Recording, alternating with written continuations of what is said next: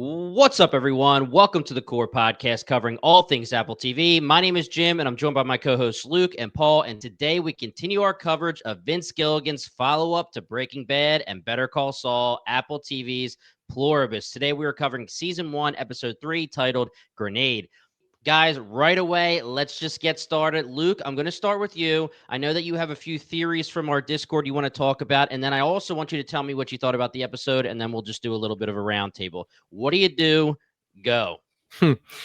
This was like a breather is what I will say compared to the first two episodes that felt like sprints. It felt like we were being overloaded with world building information and plot and science jargon that they were going to throw at us all over the place, and I was eating it all up. It definitely felt like the slowest episode of the season so far, but by no means was it bad. It was needed. It was more just for us to get more acclimated with Carol and her relationship with Zosha. So it was a great episode. I think that this is going to be a significantly quicker conversation because one, we're only covering one episode, but two, most of the things I've written down are more just observations rather than like actual theory material, because I don't know how much we got in that area of the show. Right. But overall, I mean, I think we found out recently that it could go multiple seasons. It seems like it'll be 2 or 3 seasons. And if that's the case, we're going to look back on episodes like this, like they're totally needed. You need to slow down. You don't just have to be pedal to the metal the entire time. But yeah, definitely the worst of the 3, but by no means a bad episode of television. I loved every second of it. Probably going to rewatch it with my girlfriend after this recording just because I want to catch her up. But of course, as always, we need to jump into this as soon as possible. But overall, great episode. In terms of the Discord theories, do you want me to save that for after you guys give your high levels, or do you want me to just get right into it? Well, Luke, let me just jump in really quickly because we do have confirmation. I know you missed being on the podcast, the news podcast with me, but we do have confirmation now that Vince Gilligan thinks, he thinks it will be 4 seasons long. That's the vision currently. He said that when Breaking Bad was at this point in the show, he said, maybe it'll go 2 or 3. And it ended up going 5A and 5B or 6, however you want to say it. So he said, take it with a grain of salt, but I'm feeling 4 right now. And he also said, Rhea Seehorn, this show is for her. If she wants to go, I'm going to go. So, hey, he wants her to become a megastar. That is the quote right from him. He thinks she deserves it. I think we all agree she deserves it. This show is for her. So right now we're thinking 4, which I definitely want to talk about once we get into it. But we'll see. We'll see. But Luke, yeah, let's do the theories really quickly, and then me and Paul jump in. Yeah, because like I said, I don't think there was too much information we were given that are going to change any of these theories. These 2 theories are coming from the Binge TV Discord before they saw episode 3. These came out a couple days ago. They posted. So just want to shout out to the first one, which is from Lava Lizards, who's been a friend of the podcast for a while, been on all of our other shows. But what they said was they were theorizing, what if the seizures that the hive mind or the infected are having is their way of showing that the infected are becoming reprogrammed. Their entire bodies are being readjusted by this virus to be more effective to deal with the free-thinking humans. So they're claiming that they can't handle the negative energy and emotions from the people, but what if it's their way of adapting and growing to be able to deal with it and to eventually, if you want to call it conquering the whole world, like dealing with these other 12 free thinking individuals. And I thought that was a pretty interesting thought because I still don't understand why it's an issue for them to deal with the negative emotions. And I'm sure we'll get into that as the seasons go on, but I thought that was a good thought from Lava Lizards.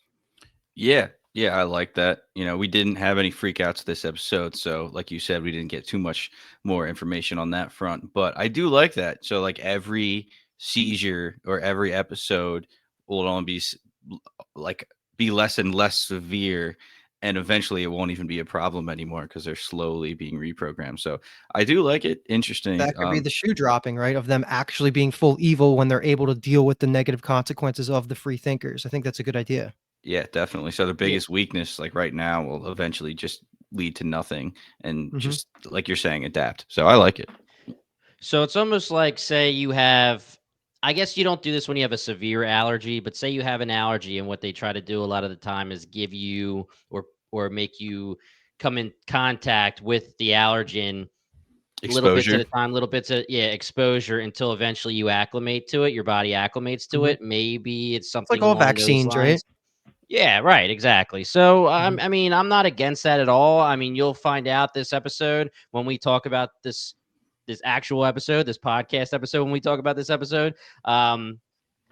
I obviously just don't know what's going on, and that's the fun of it for now. And we'll just talk it through. Yeah, something to just keep in mind every time the seizures happen, because one of the biggest question marks of the entire show. But anyway, here's the second theory from Crazy Eyes Killa, and this is more taking a step back and talking about a theory that would go across the entire show, like the purpose of this signal that Earth received that turned everybody into the hive mind. So what they were saying is that what if the entire idea of what is going on for the Pluribus virus is that it's the universe's way of self-populating all life forms as one single consciousness, meaning a plan was put into place trillions of years ago, or I guess it would be whatever, billions of years ago, whenever the universe started, whenever the first life form popped up. If this is truly a biological imperative for life, once it evolves to a certain point, they build the satellite and they build the transmitter that sends it out and waits for other life to evolve around the universe.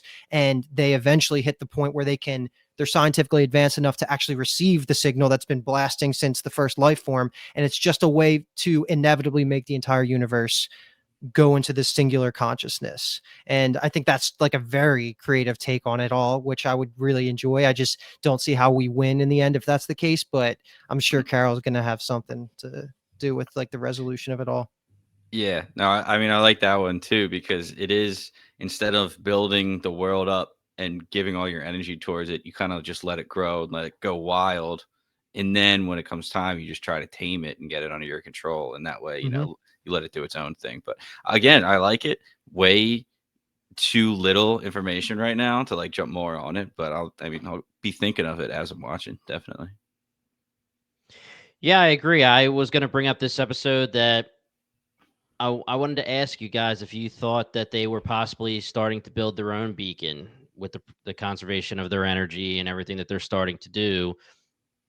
You know, could it be that there's multiple beacons because of how big the universes are? So, you know, good theory. Oh, guys, well, keep hitting us up.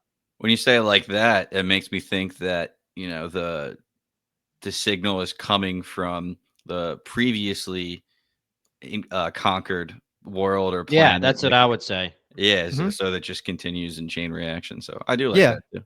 But I guess to poke a hole in it, even though I don't like doing this because it's so early in the theory crafting path for this show, but the issue with that is I guess you can't really have a singular consciousness across the planets because it doesn't seem, I guess maybe that's not the case. I was going to say that the hive mind on Earth doesn't seem to have the knowledge of the other civilizations that would have been taken over by the virus too. I don't know. Like maybe there's a limit to range. Maybe they're all their own pocket consciousnesses.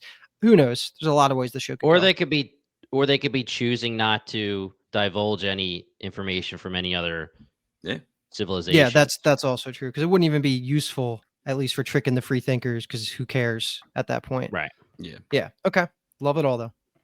Definitely. All right, Paul. So, what did you think of the episode? What do you do? Go. So, like Luke said, this was a kind of like a slow down deceleration episode, which I kind of enjoyed. The first two was just the shock of the event and finding out as much as you can, seeing if you're in immediate danger or not. And this episode 3, was kind of settling into the world.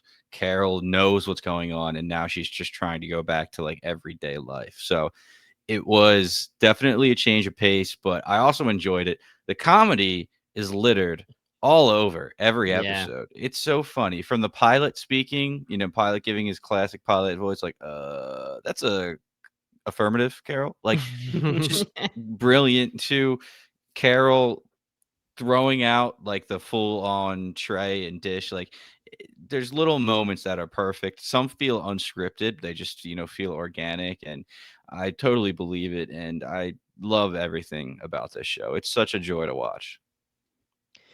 Yeah, I agree. This episode, I guess you can say, was technically the worst of the three just because of how electric the first two were. And we're talking about one of the best pilots of all time with episode 1.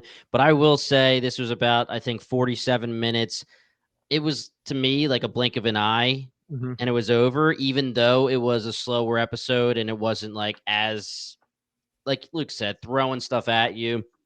almost overwhelming you. This was more of a more world building, more getting to know Carol, more getting to know the hive mind and them and everything like that.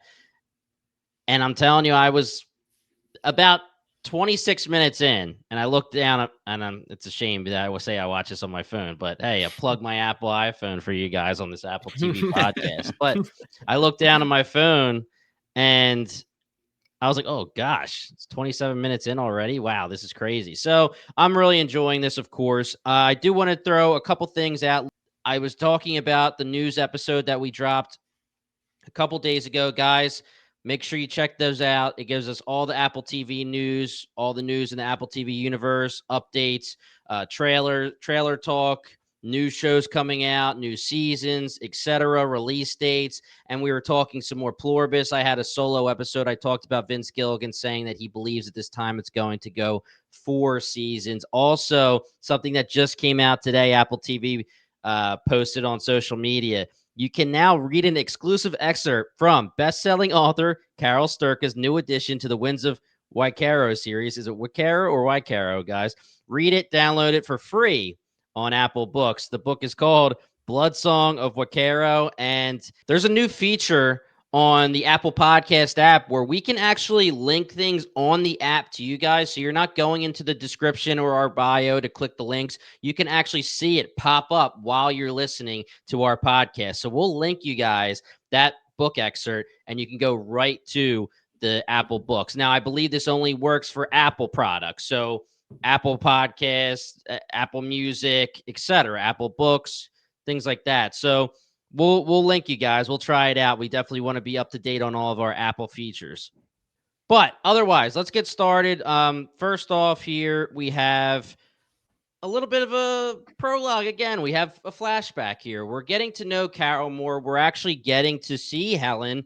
We know that we were saying we thought Helen might have been one of our main characters after we first meet her. And then, of course, she dies during everybody getting infected. And I'm really quickly wanting to talk about the fact that there are a lot of people talking about there being like someone or people being quote unquote allergic to the infection, where the infection, the virus, whatever you want to call it, actually kills you. I mean, she fell and hit her head, but there is a possibility that you can just die, right? We were talking about being in precarious situations, driving in the air, etc., and you die from that. But a lot of people are talking about the possibility that you just can't deal with the fact that you're taking in this virus and it kills you straight up. A lot of people were bringing up that Helen kind of did react differently than a lot of the other people when they were infected. She kind of was like frozen in place. She didn't start to shake right away, and then she fell and hit her head. It was just a different reaction. So is it possible that she died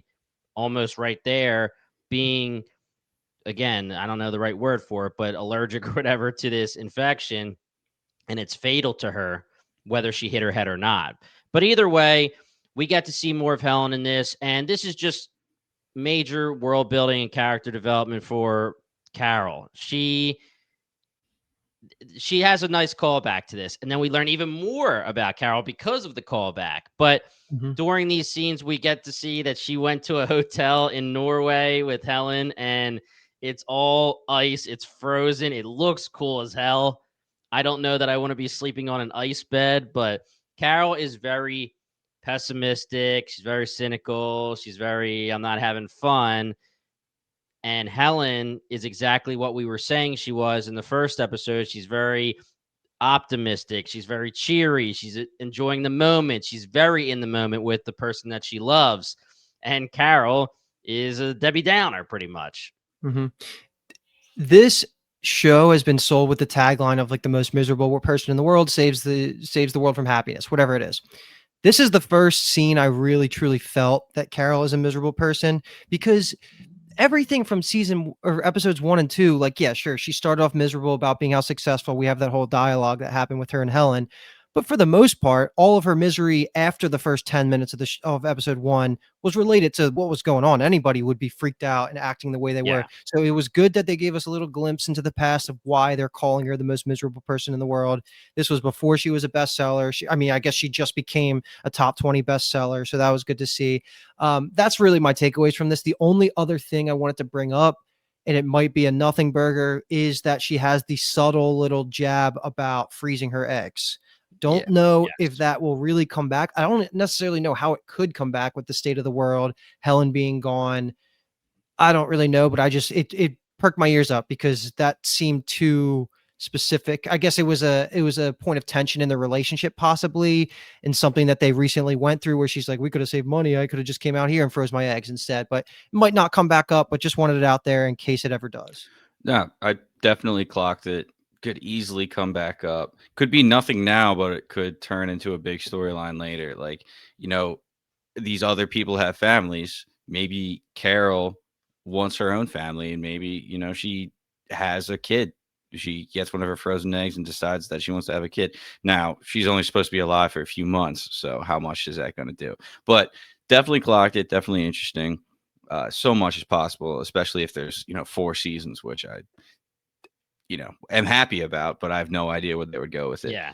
There was, like you said, not a whole lot to it, but I did really enjoy it. I love that Helen is still in the show even after her death. I didn't even think about the possibility of flashbacks, but her and Carol's relationship is so good, and it's so good on screen, that I am really happy, and I hope that we get a lot more. And Luke, to your point, what you're saying, I thought the tagline, the most miserable person on earth, I thought that was because she, out of the 12 people left, was the most miserable. 13 people was. No, but after seeing this scene, now I'm like, oh, okay, maybe she was the most miserable person on earth even well before this. I mean, this was 7 years ago, and she was still miserable. So double entendre. I don't know if that's even used the right way, but maybe. Yeah. We'll put a pin in it because obviously later she brings it up again. And I really think that the most miserable person on earth for her, the way she acts, is more of a defense mechanism than actually her being miserable, because we obviously see that when she talks about, what do you guys think when you're so happy? How are you feeling? Are you feeling like this? And she's just naming everything she did with Helen. So you would think, because she's saying that, she was very happy in the moment. It's just how she kind of is. Yeah, let's move on. Now we're on the plane, and I freaking love the plane, man. It cracks me up. Just the big plane. She's by herself, and Zosh is all the way in the front. And we have real pilots now, and they're not the TGI Fridays people. And they're telling her, oh, all this, we have all this, what is it, 51,000 or whatever hours combined together, and we're professional pilots. Don't worry. And of course, it's these individuals are, in their past, they were this. So don't worry, Carol. You're in good hands. And like you said, Paul, the pilot is listening, and she's asking questions, and he's answering through the speaker, and she's like, cheers. And the big thing here is that she now wants to talk to Zosha about the remaining people that are immune. And she says, okay, what's their deal? And she's beating around the bush, but really what she wants to know is, does any of them at all, I don't care if they don't speak English, do any of them have any kind of medical, scientific background that we can use? And obviously there's some comedy in here. And Paul, I'm taking a look at our notes, and I see that you have 2 of them love cats. So a little highlight, I saw that. And is that because you and Luke love cats, or is that because there's some kind of connection to cats that you're finding here? No, I just like that. Bora Kolak. I like that guy. I'm gonna look forward to meeting him hopefully in the future. Well, Abdul Karim loves cats too. Yeah, he's cool. He's 37. He's closer to our age. I was gonna say that this dialogue, like, as an American, like, it just made me feel so uncultured. Like, I've been to 20 different countries, and I still, like, I was like listening to, I was trying to take notes on this, and I just gave up. I was like, I'm not going to try and pronounce these names. I barely know where half these places are. I mean, I obviously know Osaka, Bali, like, I know Istanbul, like, I know them, but I just feel like I didn't get anything from this besides the fact that everybody is spread out in the world. It could be ages of all across the spectrum, being like an 8-year-old, an 89-year-old. That doesn't matter. If anything, this is important just to start checking off what the immunity to the virus is not. And I guess those are some of the things, like being super young isn't what, I mean, I guess it could be part of it, but the age it's all across the spectrum. So I don't think that's like a part of the right. Solution. It doesn't seem like this virus is choosing based on age, gender. Like you said, it's all over the map. So we saw that. Forgive me, I'm forgetting her name, but one of the immune people, her son is young and he's infected. But then this person, this girl, she's 8 years old and she's not infected. So it's really just all over the map. We're really not finding any kind of reasoning yet No, But almost nobody has anything in general, or I'm sorry, in in common, common right? besides the love for cats between those two Mhm. guys. That's literally it. So it's all over the Well, place. I will say that the person that's from Paraguay, the one that was able to hide from them for 33 hours, does have something in common with Carol. He ain't happy. Mhm. He's very upset. And this scene here where she says, "All right, get him on the phone. I want to talk to him." She finally finds somebody that might actually be upset with the scenario, what's going on, because Zosha says he doesn't want to talk to us. It's very hard for us to get in contact with him. It's very hard for us to communicate with him. He doesn't want to have any kind of back and forth with us. So the gears are turning for Carol, where she's like, it's This is kind of my the same guy. as me. Yeah, Yeah, this right. could This is be my my guy. dude. Like, if he's pissed off, maybe he wants to help me here. So hilariously, we're having this phone conversation. Well, lack of phone conversation. And she calls, no answer. Get him back. No answer. Get him back. No answer. Get him back. Oh, I think we got disconnected. Get him back. Finally, the guy just like yelling at her in another language. And then she says, "Get him back," and then yells right back at him. And what does she say? Like "F your mother" or something? Basically, yeah. Yeah. Yeah. So obviously, I want to get your guys' take on this, but my thoughts right now are that this guy will want to get back in contact with Carol, because at first he may have been assuming that she was one of them. Yeah. Because why wouldn't he? But they would never say "F your mother." Mhm. So that may have been like the light bulb where eventually, when he calms down, maybe he'll want to talk to her because he's realizing there is somebody Mhm. that's also similar to him and pissed off. He likes her spunk, is what you're saying. Yeah. Oh yeah. Yeah. 100%. Mhm. I mean, she did have spunk for being like, like you don't need to translate. I'll get by. And she's going off of like super basics like Spanish, which, good for her. And she Well, obviously remembered the important words, the curse words. Um, you think you could have gotten by, Paul? the basic introductions, and then I'm just absolutely screwed. And There's one thing you want to know about Paul from his high school and middle school adventures with me. He loved Spanish. He loved it so much. It was seven, fantastic. Star student. yeah, 7 years of Spanish. I can't even say hello. It's pretty bad. Okay. She knew as much as I would know in the beginning when she's just saying like "Yo soy, me llamo," etc. And Mhm. then I wouldn't know how to say "F your mother." Well, I know "madre," tu madre, but I had to kind of look up exactly. I got the gist of it based on what she was, her tone, Yeah. and that Mhm. spunk. But And I kind of thought, hey, he's going to call back later this episode, but it seems like he really doesn't want to work with the infected at all. So in my head, he's traveling. Well, he doesn't know where to go, but like maybe he's traveling on his own and like he's not going to use the resources and maybe he's just going to show up at her door one day. But he's definitely seems like he's going to try to get in contact with her, at least. I just don't. They made a point about cell phones not working and it had to be landline, so he kind of had to be in a specific spot that she knew the number for. But that could be in his future now that this conversation has happened. Yes. And it's also worth pointing out, like we were theorizing what the heck is going on with the guy popping up randomly. Like I don't know if we even said this on podcast or if I was talking about the show, but with offline, whatever.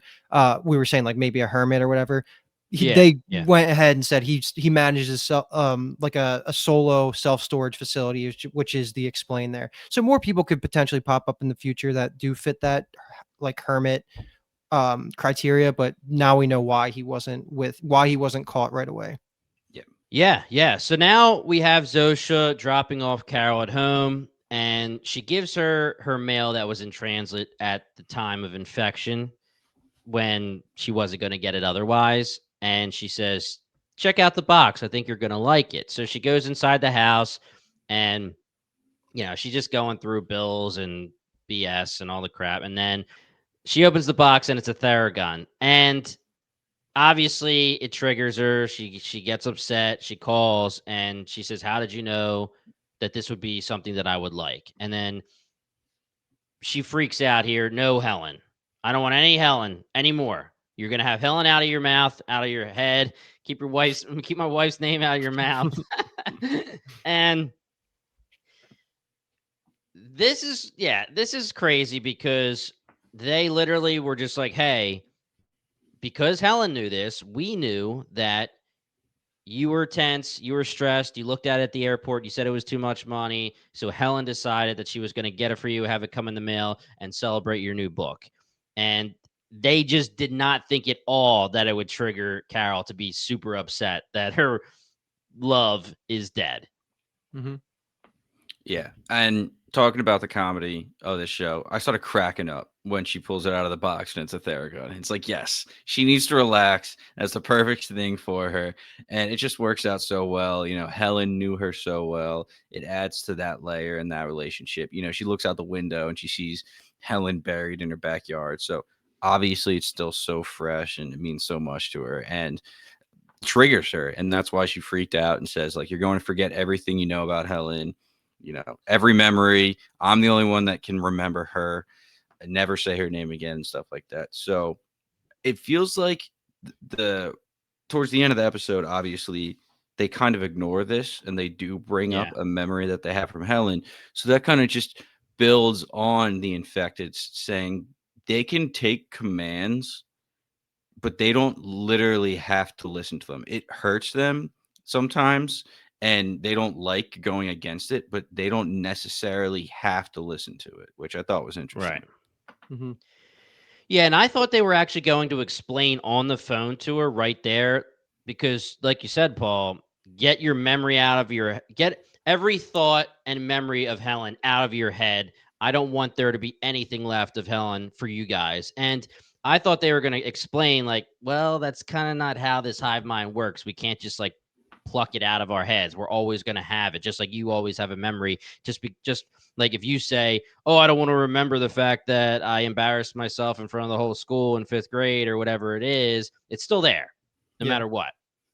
So I thought they were going to explain that, but I also like your take, Paul, where, you know, we get into this more when we're talking about the atom bomb, but they can override it if they want to. It will pain them. They also can probably override it if they think it's in the best interest of Carol, because Carol said, you know, don't bring up Helen ever again, or don't use Helen ever again. But they may have made the decision themselves that maybe this memory and this thing that we're going to talk about or do later in the episode about Helen will be better for Carol. So let's just not take those orders that she originally gave us, and we'll do what's best, at least in their opinion.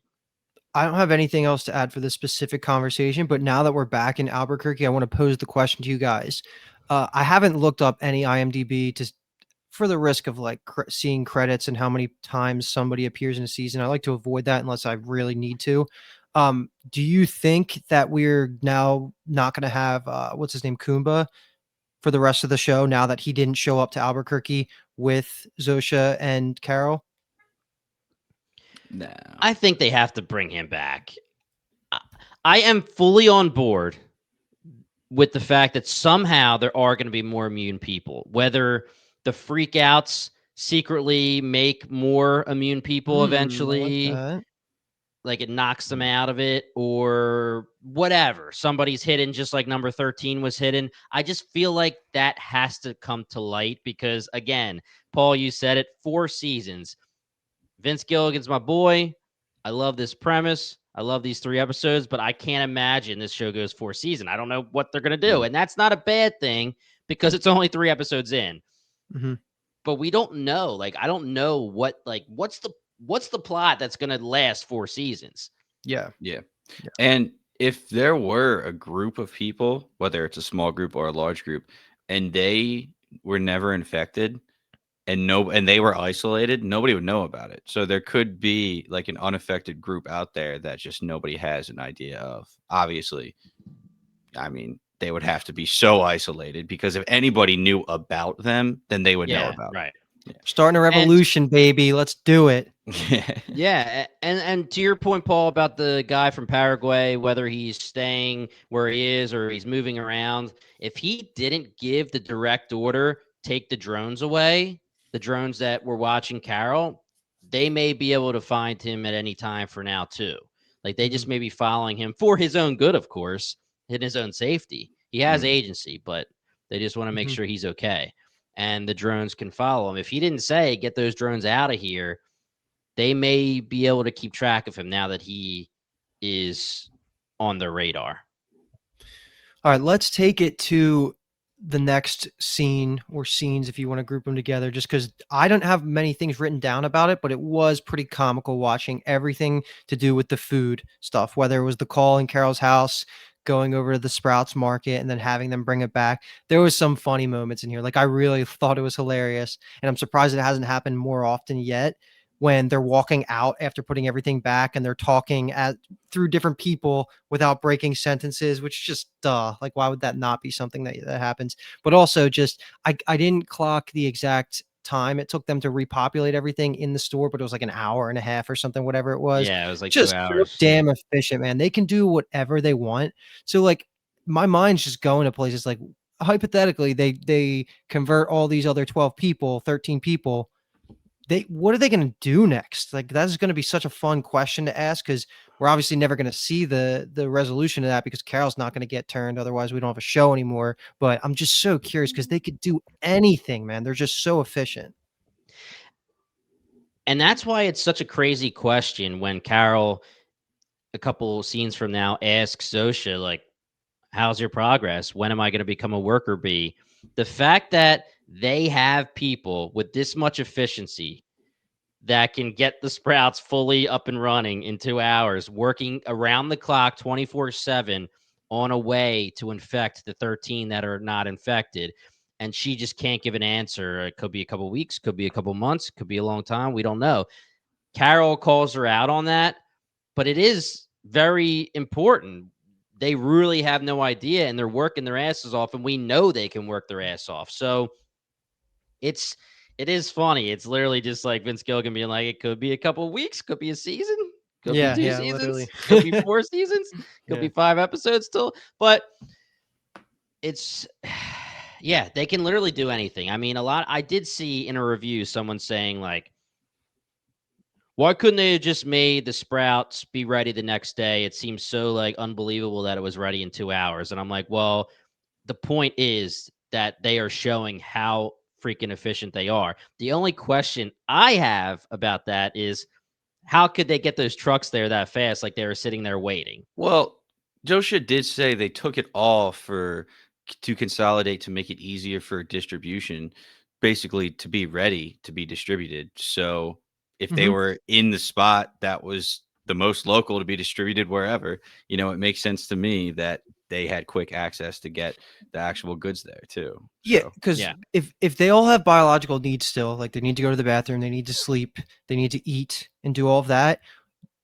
You have what, 1 billion people died, so we're talking a little bit over 7 billion left, maybe, I don't know, 6 billion, whatever it is, how many humans. Why would you not have 4 to 5 to 10 to 15 to 20 people in each city stocked and ready to go with a food cart like that? Like it makes sense to me that they would totally just be like, all right, go, because they could just sit there all day staring out the window and it doesn't mean anything. They're just foot on the pedal. They have to eat twice a day, and then they're just ready to go with wherever their body is They're telling just them to chilling go. or working. So I don't even find that unbelievable compared to the rest of the things we've seen. So that's totally fine. Cinema Sins might have like took it down, but I don't know. I liked it. Yeah, and something that's very notable is that these people that were helping restock were dressed exactly as they were when they were infected. There was like a cheerleader. It's just straight up whatever you were wearing when you were infected. So 2 things. One, just right before she gets to Sprout, because of the breakfast being delivered, she obviously freaks out, says, I'm independent, I fend for myself, I don't need your help, leave me alone. And then she also goes to the fridge and sees that oat milk has 3/4, which is a little bit more than 1/2, and she's like, shows how much you know. And I get that is a little joke, but it's also showing that they don't know everything. They're not all knowing. They only know what the humans believed in their heads, and the humans Yes. still had human error in their memories Yep. before that. So I like that they throw that in as a joke and it's comedic, but it's still showing that they have flaws. And then also, Carol on the phone, she keeps saying, I'm independent. I don't want your help. I don't need your help. And then she gets to the store. It's all there. And she calls Zosha again. She's like, guys, I don't want you to be waiting on me, but build my grocery store back right this second. Like she's kind of hypocritical because she says, like, I don't want your help. I'm independent.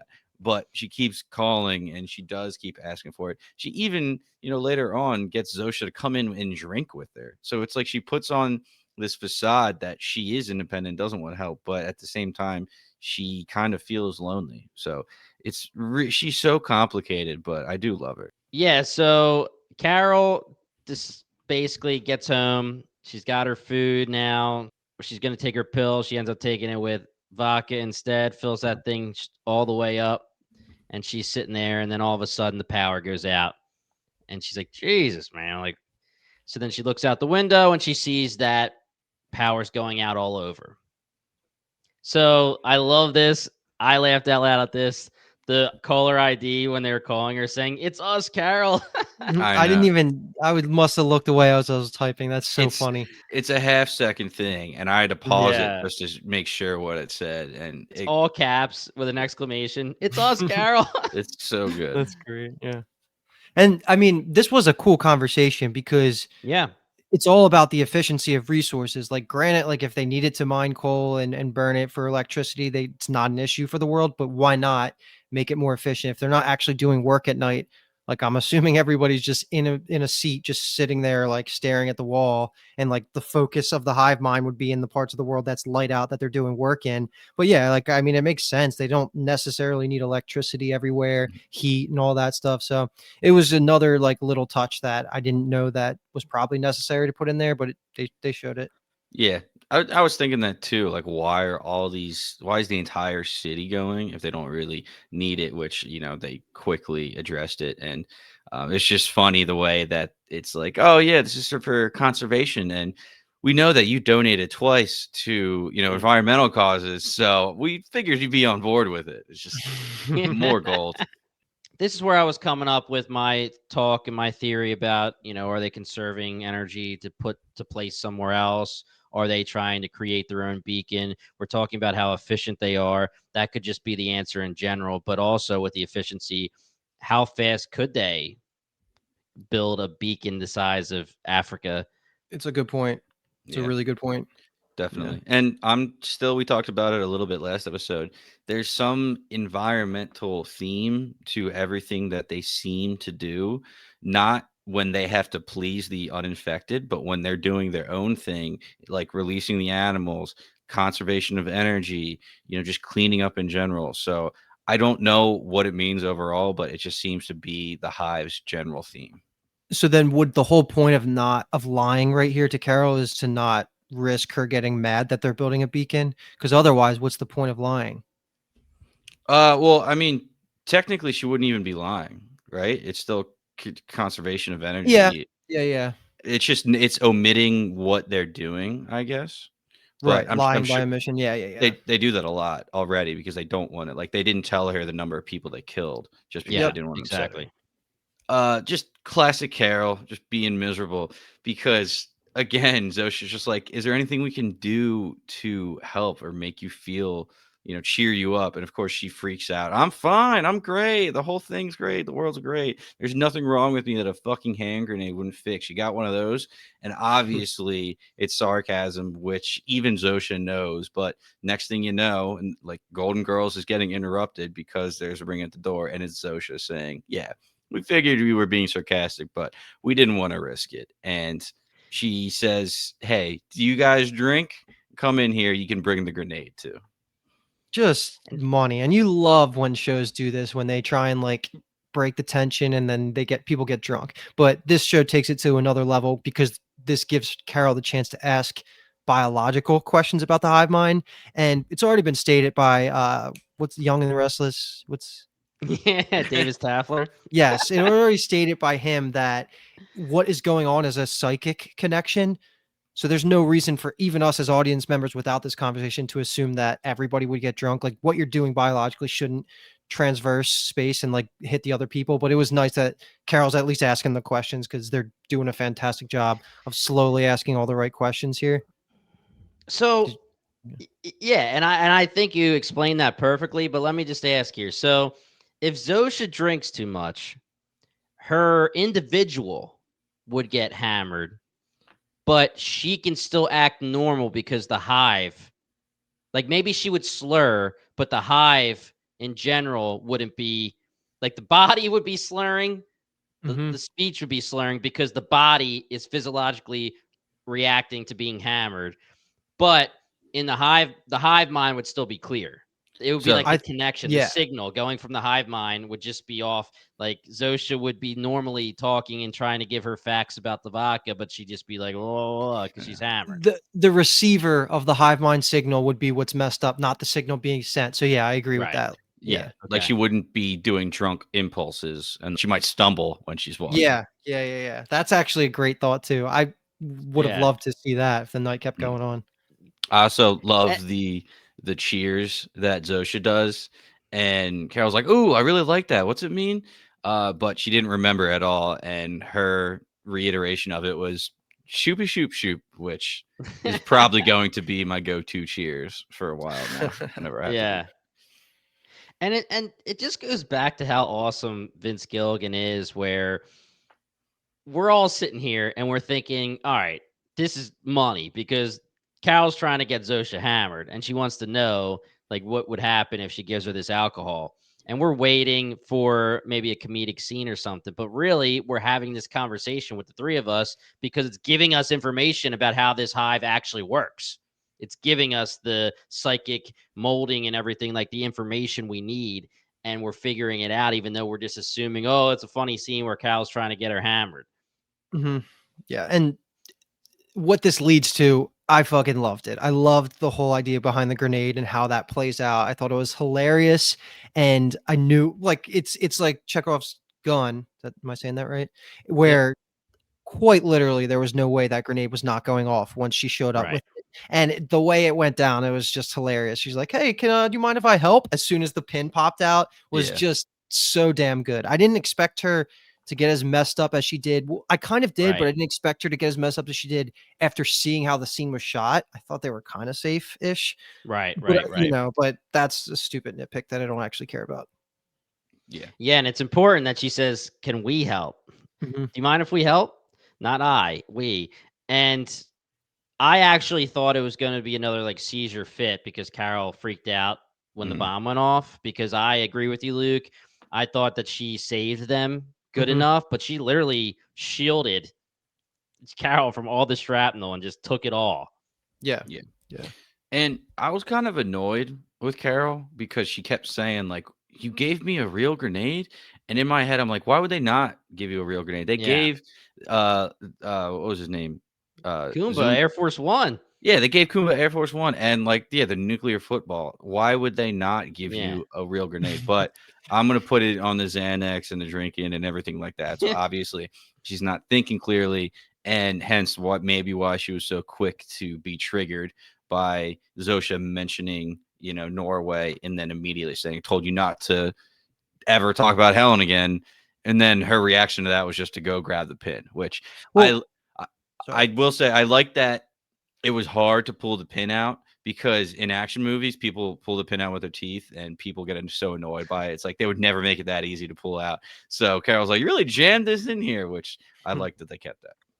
We'll just keep going with your thought then. Take us to the next scene because you're talking about them giving her real grenades, and then we can just extend this to the final scene we get in the hospital. Yeah, so she's in the hospital. She gets the news, so she's going to be okay. But then she's talking to the one infected who's just a delivery guy. I love it. Yeah. Usually a doctor in a gown coming out, but it's just a like DHL guy. Zosha's recovering.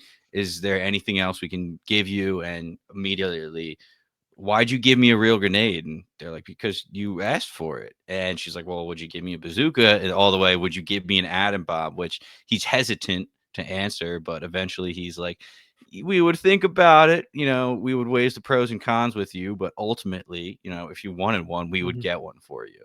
And then right after basically offering her an atom bomb, he's like, "Oh, can I get you coffee? Like, I know how you like it, like 2 sugars." It's just the juxtaposition between the two offers is so funny. And, she's like, "No, get out of here." And she's pondering, this new power that she didn't realize she had. But I thought it was a great little end to the episode there.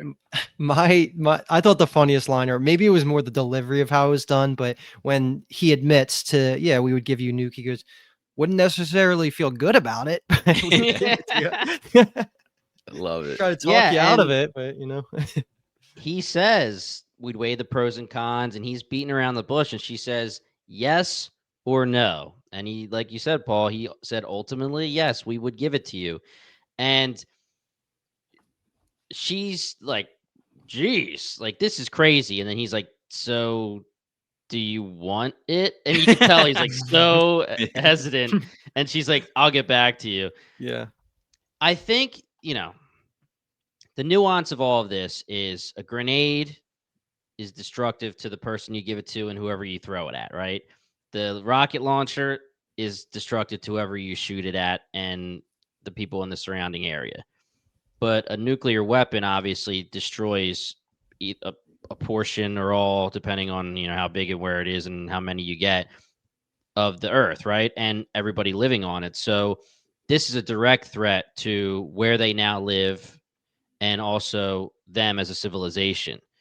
So this is where he gets nervous, as in we get nervous, that they get nervous, but ultimately they still would say yes.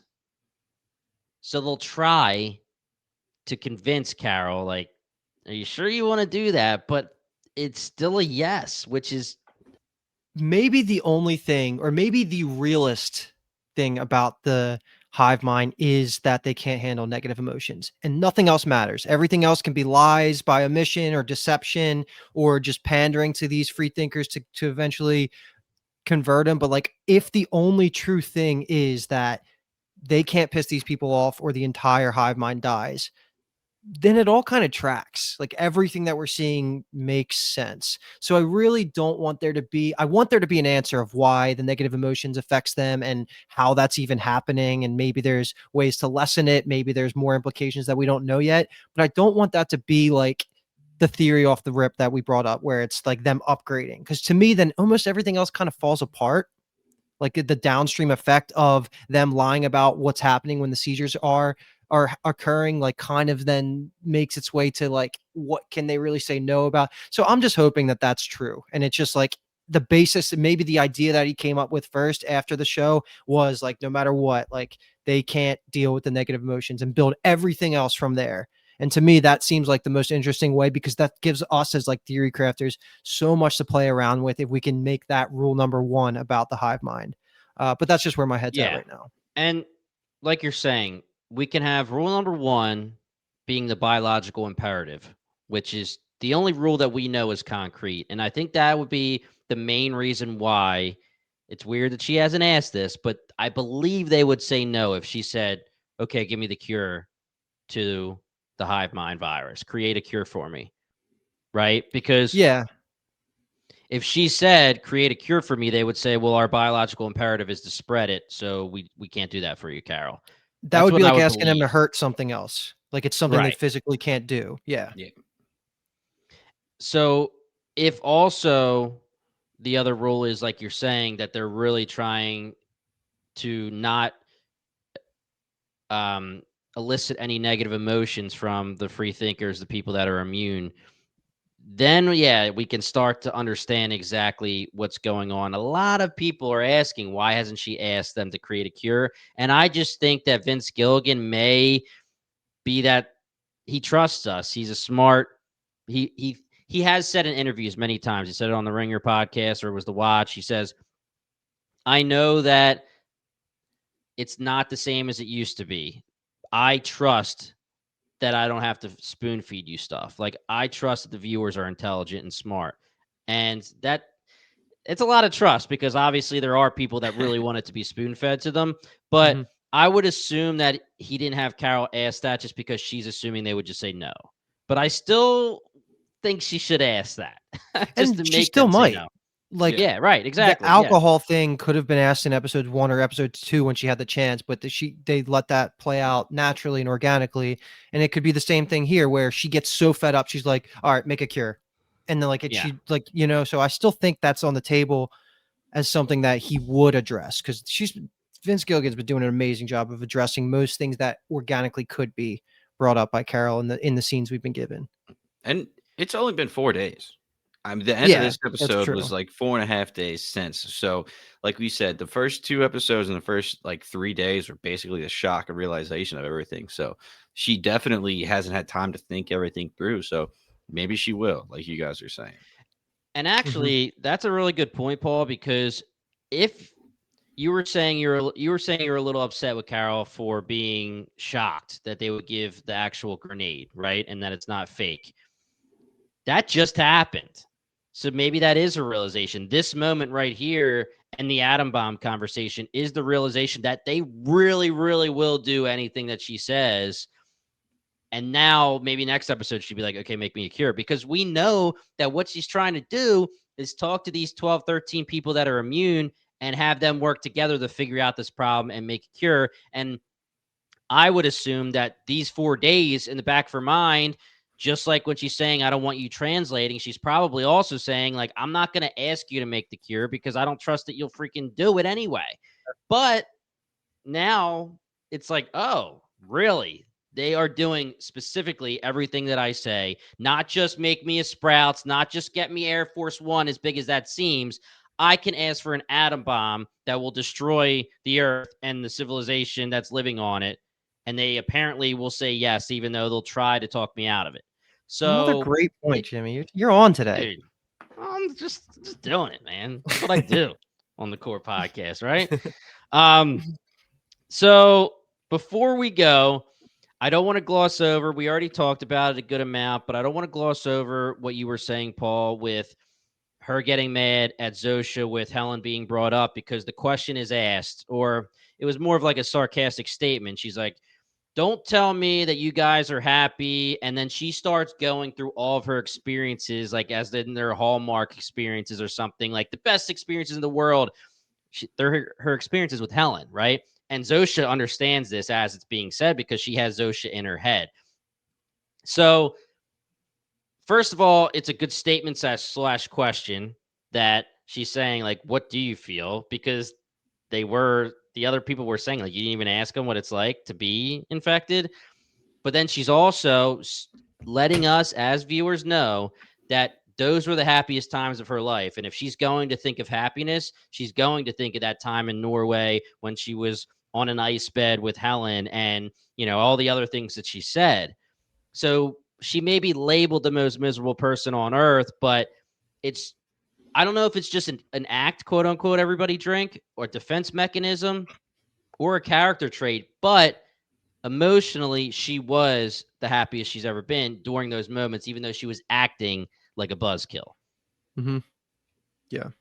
And lastly, I don't know if you guys have any other theories. I really don't want to waste time with any more theories from my point of view, because I know it's kind of just like, what the hell are we even talking about here? It's 3 episodes in, but I just want to have it out there. We don't even have to go into it. I want everyone on the Discord, bingetowntv.com/Discord, Spotify comments, YouTube comments. I want to know, where do you think this show goes? Because I can't see a real antagonist unless you're saying the hive mind or the antagonist. It's not like there's somebody sitting on a throne being like, ha ha ha, I'm the controller of the hive mind. And are there aliens coming? Is it just a character story with Carol living her life out as a person who's not part of the hive mind? Like, I am just so genuinely confused and interested about where this goes for 4 seasons. Yeah, I mean, I don't have a specific answer for you because, I mean, everything I would bring up is just, again, simulation theory still alive, alien theory still alive, blah, blah, blah. More interestingly, are Carol and Zosha, who is definitely not dead, going to kiss? Yes. Yeah, 100%, right? I Calling it. mean, they're, and I would just hope that. I mean, obviously, it's weird because this is a manipulation on the hive mind's part because they're making it look like her character, and obviously, it's a female for two reasons. Because one being it was going to be a female character in the book, and two being that that's her orientation and that's what she prefers. Mm-hmm. I would just hope, and you can't like. Okay, let's talk about this. Actually, is there? I have two more things, and then we're done. Well, hold on. Let me answer your question real quick. Where Okay, do we yeah, think this is going? yeah, Because my question to that question is, where will we be time-wise at the end of the season? Because we're 3 episodes in. We're only 4 days in from the right. event. So, are we going to be 2 weeks in? Are we going to be 3 months in? Are we going to be like right on the cure? It's almost impossible to tell. So, it's like that also depends on where the story's going as well. So, I could see season 1 ending like 3 weeks from now, and every day is an adventure, or I could see a time skip of her just doing everything, giving in to every impulse and indulging herself and just giving into it. And then all of a sudden we're 3 months later. That's the beauty of this is it's so open, and every episode they're just giving us bits of information to just process of elimination, check this off, but it's still wide open. Well, the Yeah, only it way really that is. Carol and Zosha kiss is if we can skip ahead to like a year. Because Yes. there's no way. Like Helen just died. Like we need time. So Right. keep that And in the back of your also, mind. Yeah. the problem is that it's the hive mind. It's not actually Zosha as an individual. But I So, think but she's gonna start here's humanizing them a little bit, kind of like Kumba was, and saying, "I she got to know her," and there's gonna be Yeah. some character development you got to know before they go them, full Luke. evil. Yeah, yeah, yeah. She But already You got to does that's know not what care. Kumba them. said. You're right, Paul. I was going to say that she always does. She already does care because she asked for her from Air Force One to come back to her. Yeah. And the hospital too. She's in the hospital freaking out, Right. waiting to make sure she's okay. So Seeds Yes. planet, baby. Here's my question slash statement. All of these people that are immune, I'm assuming all have somebody or had somebody that loves them or loved them in their lives. Is it possible that these people, the hive mind as a collective, love the individuals that are left and cater to them because it's Helen's emotions of love towards Carol, and then maybe like the son or the grandfather's emotions towards I forget her Locksmith, name, etc. locksmith. Yeah, etc. etc. Like, are they taking the emotions of these people and focusing them on the individuals as well? Do you think? Is there left layover from that? Could be, but it also could go back to just rule 1 or rule 2, if you want to call it that, of just trying to avoid negative emotions, doing anything in their power to keep them happy. But it could be what you're saying. The issue, though, that I'm having is it feels like the whole theme behind the Paraguay guy is that he doesn't have that situation. He was so isolated that they went time past without anybody in the hive mind knowing he was alive. So like he doesn't have somebody that loves him. Otherwise, they would have known second one, right? Like, That's oh, true. why?